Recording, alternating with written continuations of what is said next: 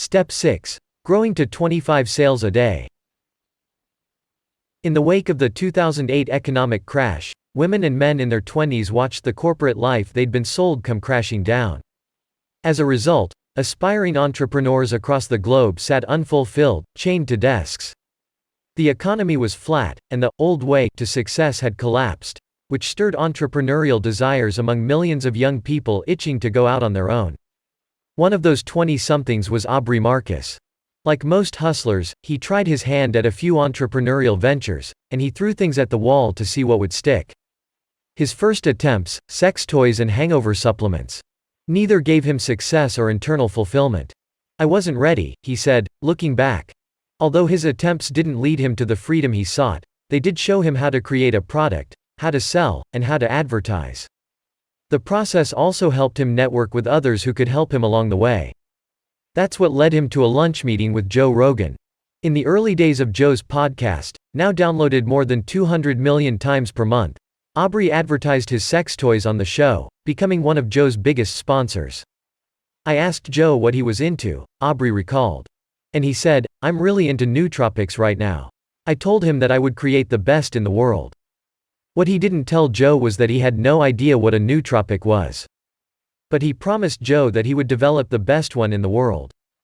Aubrey was soon down the product research rabbit hole, reading studies and testing ingredients, until he ultimately formulated the brain supplement Alpha Brain. He gave some of the newly released Alpha Brain to Joe, who loved it so much that he agreed to partner with Aubrey on the new project, named On It. As a new owner, he also agreed to talk about it on the podcast.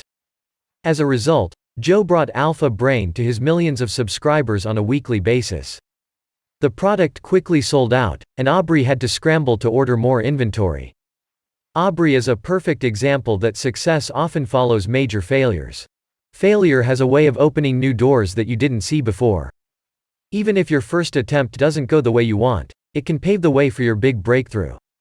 Once the product was back in stock, Joe talked about it on the podcast, and it sold out again. This cycle continued until the company raised a small amount of money to keep up with the growth. There was no vision for an empire, it was pure entrepreneurial drive.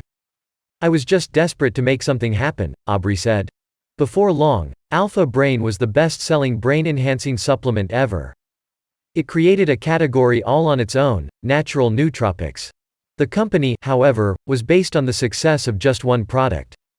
The company was growing, and the profit margins were high, but Aubrey knew he needed to release more products if he wanted to be a real brand.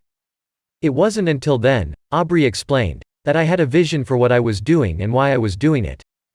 On It soon released New Mood, a serotonin booster made to calm down the brain and help to manage stress, and Shroom Tech, a blend of earth-grown mushrooms. Then the company started selling kettlebells, and battle ropes, and medicine balls. Then food, protein powder, and nut butters. The company went hard into podcast advertising, and it worked well for them. They gained national exposure, and it wasn't long before their t-shirts were seen in gyms all over the country. Then they opened a gym. Instead of settling as a brain optimization company, Aubrey sprinted full throttle into becoming a total human optimization company. That included brain, body, and mind. Today, the On It headquarters in Austin, Texas, is buzzing with jiu-jitsu classes, a full cafe, and more than 100 employees. They continue to be mentioned on the Joe Rogan Experience and many other podcasts, and they have a raving fan base around the globe. Think about a series of products that serve the same person. That's the power of a brand. Welcome to the growth. Few people understand how powerful it is to take an idea from scratch, bring it to life, and make a sale. This is why I say entrepreneurs are the most powerful people on the planet. We literally make things up, make them real, and sell them to other people. Proving you can take an order for a new product validates your idea. It proves it's real. Then it becomes your job to turn that into a machine that now creates predictable sales. You need a process to turn a few customers into many. How big can you go? When Matt and I first started selling our sheer strength products, one of my coaches asked me, "How big do you want the business to go?" I'll be honest, the first thing that popped into my head was, what kind of a question is that? Huge, obviously. Astronomical. World-obliteratingly massive. But I came up with a concrete answer. 100 sales a day, I said. That would be $1 million business. "What are you at now?" he asked. 5 sales a day. This was way back before Amazon was the behemoth it is today. This was also before automation tools and influencers were a thing. We did most of our marketing by hand. We called our customers. We talked to our friends, asked them what they thought, and begged for a review if they liked it. We did whatever we could to get reviews, and we celebrated every time a new one came in. 100 sales a day sounded like a pipe dream to me at the time. No one comes out of the gate with a consistent stream of sales, it has to be built. It's not uncommon to start with 20 to 25 sales a day during launch, only to see them come to a screeching halt once you squeeze every drop of juice out of your launch lemon. To keep that initial momentum going, you need reviews, testimonials, and good old-fashioned advertising. You're going to have to stoke the fire again and again for the next few months, and then strategically launch your follow-up products. Getting to 25 sales a day is not super difficult, the prep to get there is. The good news is you'll have completed most of that by this point.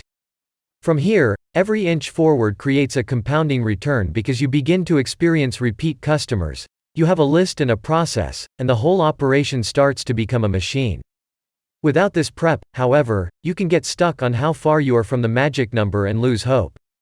There's no algorithm for going from 5 to 25 sales a day. It's about building relationships with people, building trust with your customers, and building awareness in the marketplace. That's a brand. When Matt and I were doing our own customer support with sheer strength, grinding it out and doing whatever we needed to do to get a review, we were totally lost. Calling customers is putting oneself out there in a big way, and it was scary. But that's also part of being an entrepreneur. We were just willing to outwork everyone who tried to get in the game at the same time as us. One of my employees once reflected on those early times. She said about me, when I started working with him, I thought he was this entrepreneur who had all the answers to everything. Then, about a year ago, I realized that Ryan has no idea what he's doing. Okay, that's a little harsh. It's also basically true. We are all winging it in life, and in business, to some extent. We all think everybody else has it all figured out, and, believe me, no one does. At best, we're all competent at a few things and guessing our way through everything else. You don't know what's going to happen when you release a product to the marketplace. You don't know what's going to happen when you call a customer. You do know that, at some point, you're going to get hateful comments on Facebook, and you're just going to have to get over it. You can ignore it, or you can play with it. Consider having fun with it. After all, it's a sign of success. You will get a negative review, and it will hurt. It will make you want to quit. It will also hurt your sales. It's all part of the process. Look at it as data gathering.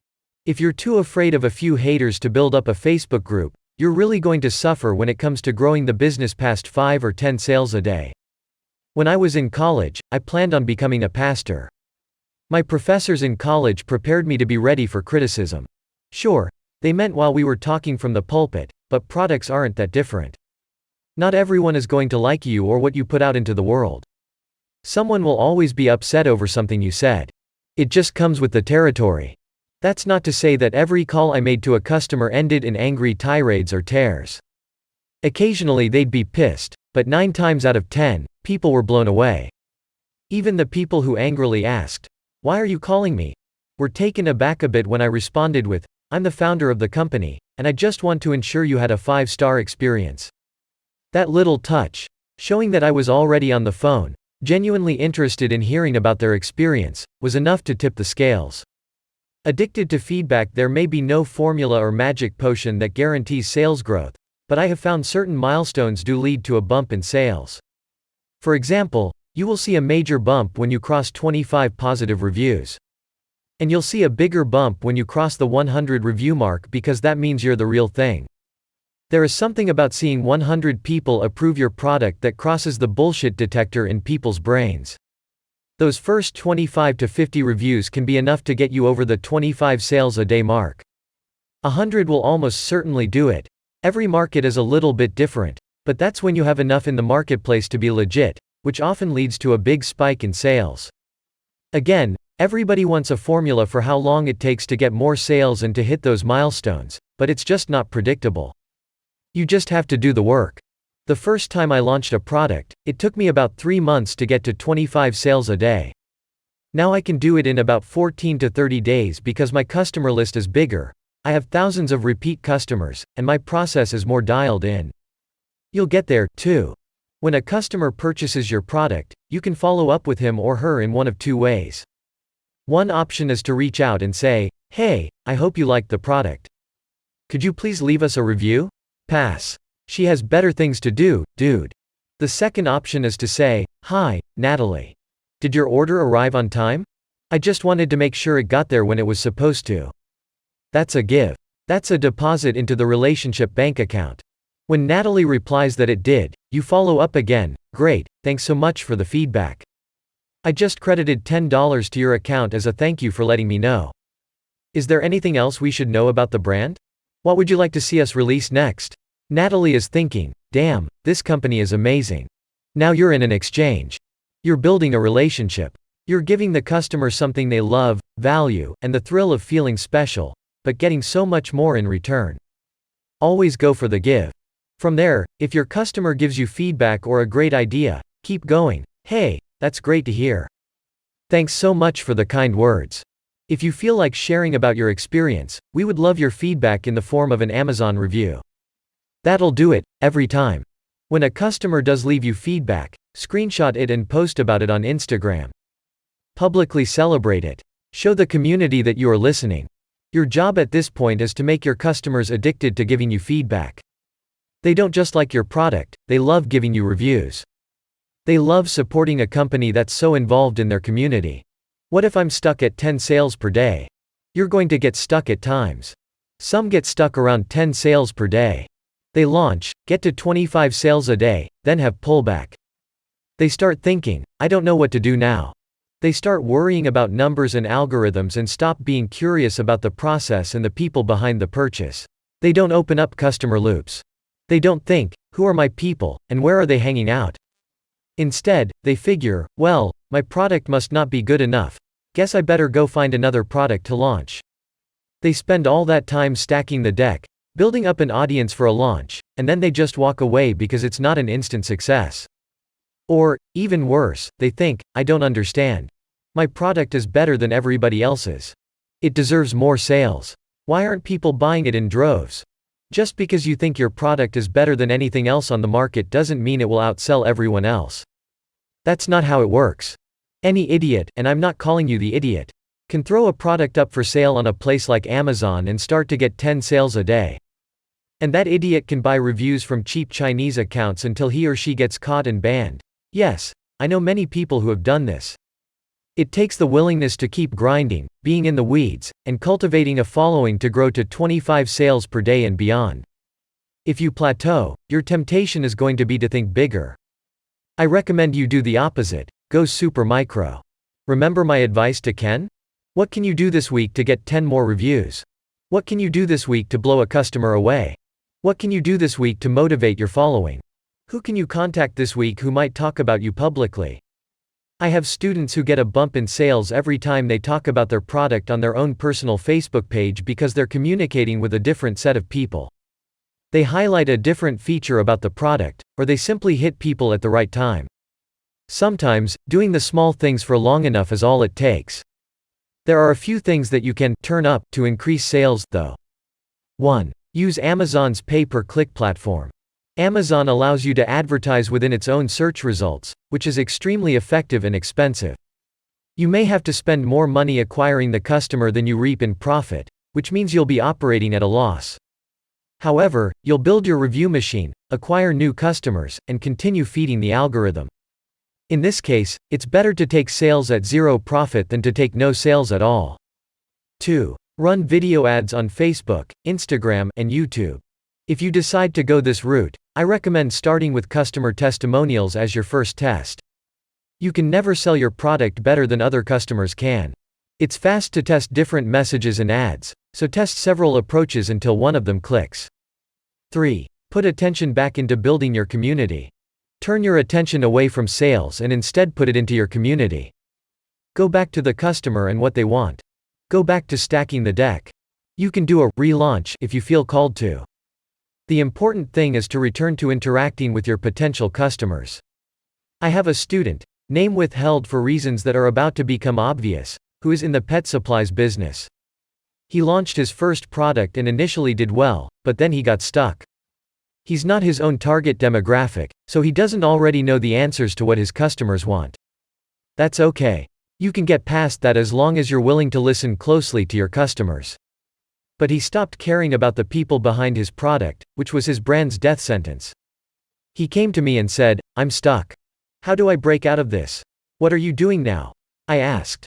"I'm focusing on reviews, I have a really good product, and I'm launching more products." "Okay," I said. "Where do your customers hang out so that we can advertise to them?" "No idea," he said. "Well, you might want to start by figuring that out." He didn't know, and he didn't care that he didn't know. He just wanted to sell more stuff. Those people should be your sole focus as you sprint toward 25 sales and build your review machine.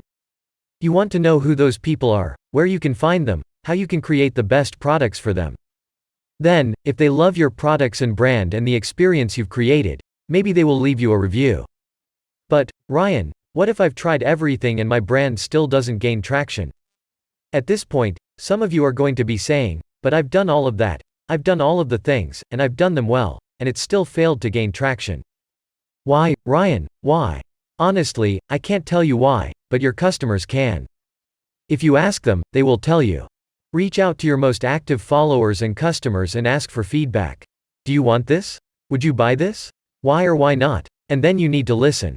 I'm working with a company right now, and I happen to be their target market, so they sent me their product, a low-calorie fruit powder. It tasted good, looked good, and should have been a good product. But, as a customer, I had a big problem. I didn't understand how to use their product. It's not that I couldn't figure out the powder. I just had no idea when I would prefer to use this powder instead of regular, plain old fruit. Stir it in yogurt, fruit. Add it to smoothies, frozen fruit. Just add water. Why? I gave this feedback to my contact at the company, and, instead of listening, he told me why I was wrong. He gave me a rational, intellectual breakdown of why I, the customer, just didn't understand the product. "Dude," he said emphatically, as though if he just said it another way I would finally grasp the concept. "It replaces fruit. I still can't figure out why I'd want that. Someday, he'll get it. He'll have a great launch because he's got a big audience. The product will sell. People will be excited to try it, and then it's going to head to the back of their cupboard, where they'll never touch it again." If your product fails to gain traction, despite your steps to do everything right, then it's likely that something went wrong in the initial stages. Entrepreneurs are big thinkers, but they often think too big at this stage in the process. Go back to the customer, to the following. Focus on the micro. Maybe you didn't get enough people in one spot. We've talked about needing to create a place that has at least 1,000 followers talking about the product. Maybe you tried one thing on Instagram, and something else on Reddit, and then a third thing on your YouTube channel. Now you have a lot going on, and it may seem like everyone is talking about your product, but you still don't have 1,000 people in one place. I have a student named Michael who sells products for gardeners. During the Stack the Deck phase, Michael went all in on a Facebook group. He doesn't have an Instagram following, and he's not on any other platform. He just focused on building that Facebook group and now has 14,000 gardeners all in one place. He can launch whatever he wants and get all the feedback he needs. As a result, he can also earn whatever profit he wants. What did he do to get those 14,000 leads? He created a community that was responsive and helpful, and people invited their friends. Now the group grows by hundreds of people each week without him lifting a finger. He promotes his product in cool and ethical ways within the group, and his community rewards him for it. I'm making 25 sales a day. What do I do now? First of all, congratulations. You've built a machine that can support $1 million business. Now what? Easy. It's time to repeat the process. Get ready for launch number 2, and then 3, and then 4, and then 5. In fact, you never stop repeating the process. You go back to where all your customers showed up, and you engage even more. People often ask me, if I do everything right, what percentage of my first launch customers should I expect to come back and be repeat customers? If you did everything right, this answer is easy, too, all of them. All those people who love your first product and who had a great experience with you and your company will come back and buy product number 2. If you do this right, If you create those leads, if you talk to them and listen to them, and do all the people-oriented things we've talked about so far, you can expect return buyers. The process for launch 2 is just warming up all of those previous customers so that you have an even bigger launch the second time around. In fact, it should be even easier now as there's no ramp-up process for product number 2. While you worked hard and put all your time into launching the first product, product 2 will come more easily. You're simply engaging more with what the customers who have already purchased from you want. So, you can skip the stacking the deck process and double down on the people who are already there. You're in the home stretch, really. Now we sprint to the million. Do you remember Travis and Jenna Ziegler, the optometrists I talked about earlier? Their brand is called I Love, and they did a fantastic job of paying attention to their customers. They do Q&As with their customers and actually listen to the questions and feedback they get. They regularly do Facebook Live events to interact with all their raving fans as well.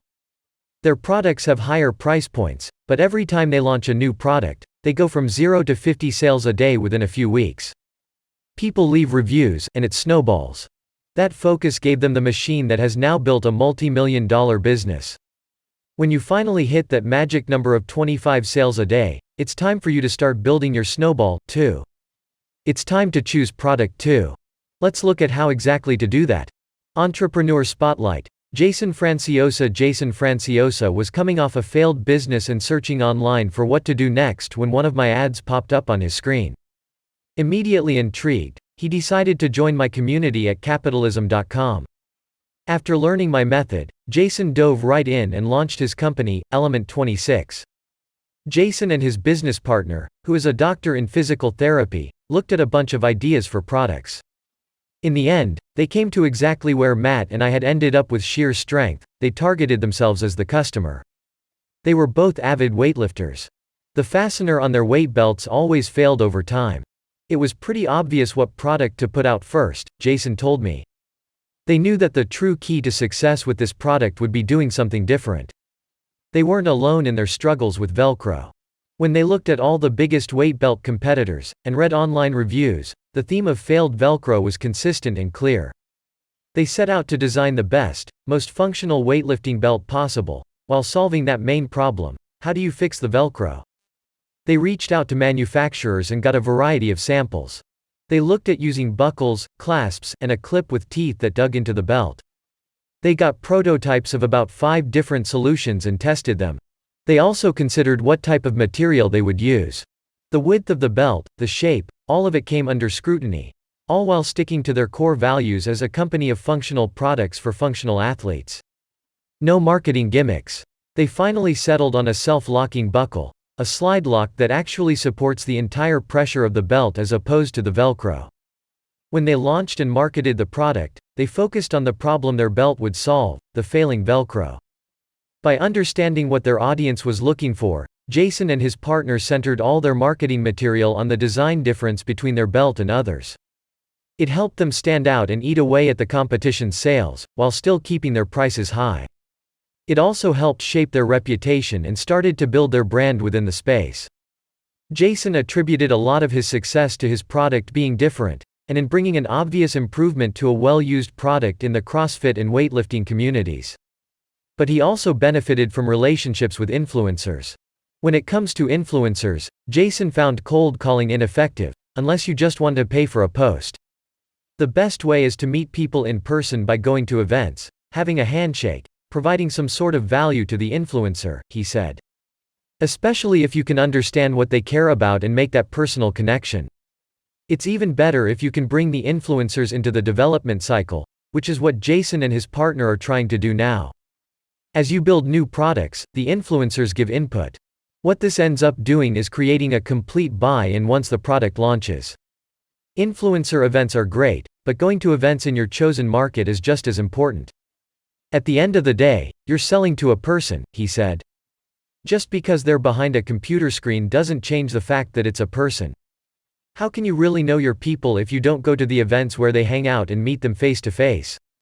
Jason said they have faced some challenges: the constantly changing Amazon platform, initial design problems, and a change in packaging. The new design looked great, but their manufacturer failed to mention that with the new printing process, there was an odor. Suddenly, they started getting bad reviews about their product's smell. Despite these challenges along the way, they went from $0 to $10,000 a month in 2 months. They consistently grew for a year and a half before focusing on launching new products. Find one product that works, get the cash flowing, and then, as quickly as possible, start testing new products. Double down on products that work great and get rid of products that do not, Jason said. If I could have a do-over, I'd be more aggressive with the timeline than we were. As soon as the business is self-sustaining, and there's no out-of-pocket expenses, you should launch the next product, roughly when you're selling $10,000 to $15,000 a month on a single product. Jason and his partner both had full-time jobs when they first started the business, so their process dragged out a little bit because they were not 100% working on the business at the start. As a result, it took them a little longer than 12 months to get to $1 million, instead, they were at $1 million in 24 months. Jason left his job, working full-time on the business. He and his partner are finally at the point where they take an owner's draw. The money is great, he said, but honestly, it's the freedom, and all the people I've met and built relationships with, that makes this fulfilling for me.